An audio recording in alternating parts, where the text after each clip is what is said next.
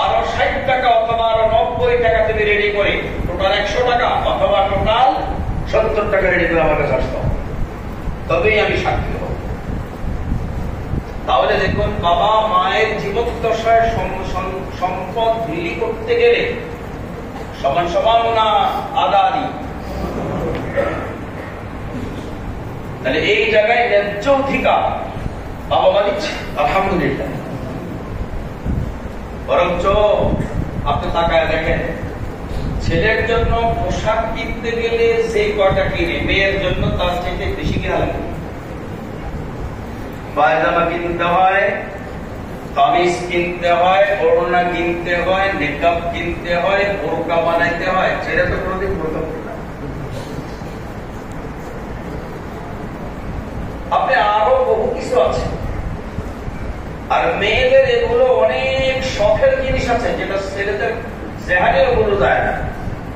কোন ছেলে কি লিপস্টিক লাগে,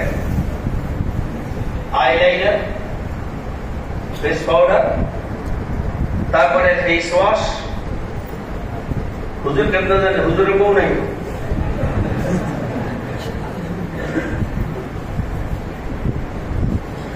দেখেন, এই যে মেয়েদেরকে এগুলো বাবা দেবে, এগুলো যে বাবা দেবে, এখানে কি সম অধিকার করা, সমান অধিকার করার কোন সুযোগ আছে? এখন যদি মেয়ের জন্য লিপস্টিক কিনলে ছেলে যদি বলে আমাকেও লিপস্টিক দাও, আমি তো পাবো না, বলার অধিকার আছে? না।